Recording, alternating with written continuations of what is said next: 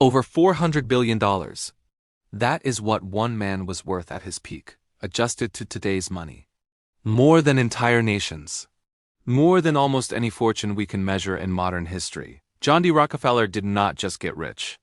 He built something that changed the rules of wealth itself. And here is the tension. The same strategies that made him untouchable are the exact methods that shape the economic battlefield you are fighting on right now. Was he a brilliant industrialist, or did he invent the very framework that makes wealth concentration inevitable and upward mobility almost impossible? In the next few minutes, we are going to break down how Rockefeller engineered a system, why it still governs modern markets, and what that means for anyone trying to build wealth today. They called him the richest man in modern history, John D. Rockefeller. At his peak, his fortune was worth over $400 billion in today's money. Can you even wrap your head around that? The history books paint him as this titan of industry and a saint of philanthropy, the guy who funded universities, medical research, and really shaped the world for the better. But hold on a second. What if that is only half the story? What if the same man who gave away billions was also the mastermind behind the very system that makes it tougher for you to build your own wealth today? Forget the biography for a moment. We are diving into a system here. The real question is not just who Rockefeller was. It is whether he actually invented modern poverty.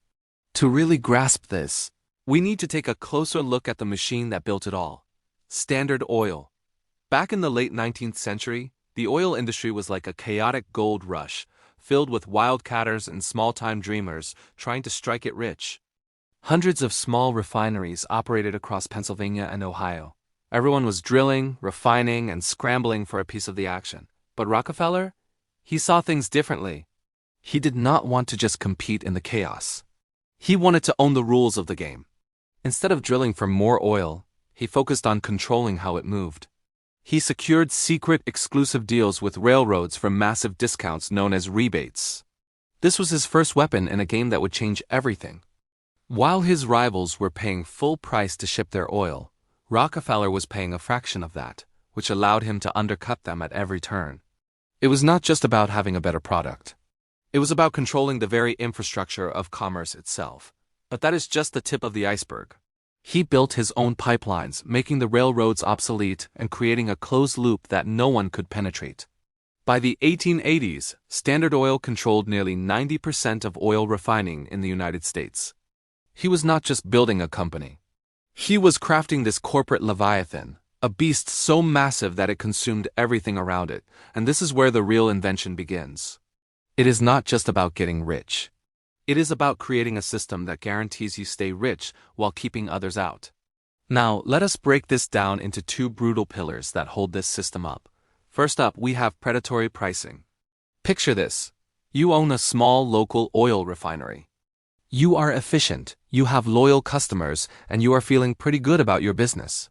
You have been in operation for a few years, your margins are tight but sustainable. Suddenly, Standard Oil rolls into town and starts selling kerosene for less than it costs you to produce. How are you supposed to compete with that? You cannot match that price, and before you know it, you are going bankrupt in just a week. Standard Oil, with its immense capital, could afford to lose money in one town to wipe out a competitor and then raise the prices once you were gone. This was not competition. It was extermination. It was a strategy designed to ensure that small, independent enterprises could not survive. Once a local refinery collapsed, Standard Oil would acquire the assets for pennies on the dollar and then immediately raise prices back to profitable levels. The cycle repeated city after city, region after region. The second pillar was the trust. When governments tried to break up his monopoly, Rockefeller and his team of lawyers got crafty and created a new legal structure, the trust. This allowed them to consolidate dozens of companies under a single management group, skirting the law while maintaining total control. In 1882, the Standard Oil Trust was formed, bringing 41 companies into one coordinated entity. It was a masterclass in proving that concentrated power, once achieved, could rewrite the rules to protect itself. This was the blueprint. Use vertical control to starve competition, deploy predatory capital to destroy it, and leverage legal innovation to make the structure permanent. And here's the kicker.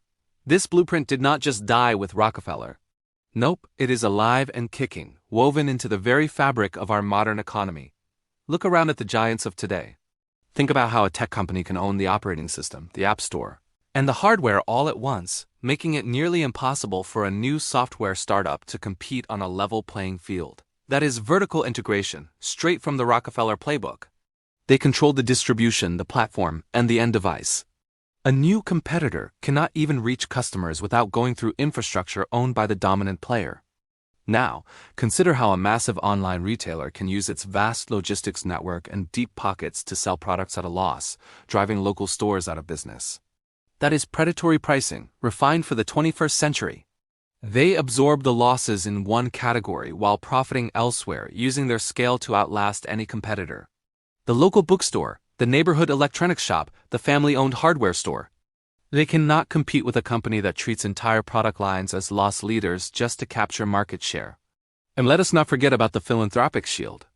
Rockefeller was a pioneer of the modern charitable foundation, a brilliant move that polished his ruthless public image. But these foundations, funded by tax-protected wealth, also became a new tool for influence. They could shape public policy, fund research that favored their industries, and exert systemic, long-term influence over society, all under the guise of generosity. The Rockefeller Foundation, established in 1913, became a model for how concentrated wealth could be preserved across generations while also directing the course of education, medicine, and even international development. The philanthropic loop became the final piece of the puzzle.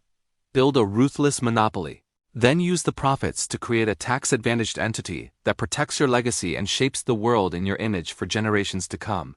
So was Rockefeller really the architect of modern poverty? He did not create the condition of being poor. He engineered the economic framework that limits upward mobility and suffocates true competition. He designed a winner-take-all system where capital and infrastructure are consolidated into the hands of a few, leaving everyone else to fight for the scraps. It is a system where the odds are stacked before the game even begins. Sure, you can quit your job, you can start a small business. But can you truly escape the economic architecture designed over a century ago? This system was not an accident, it was an invention. And if we ever hope to build a fairer economy, we first have to understand the machine he built. It is a fascinating yet sobering thought, is it not? Thanks for sticking with me through this deep dive. If this made you think, consider subscribing for more explorations into the systems that shape our world. Let us keep the conversation going.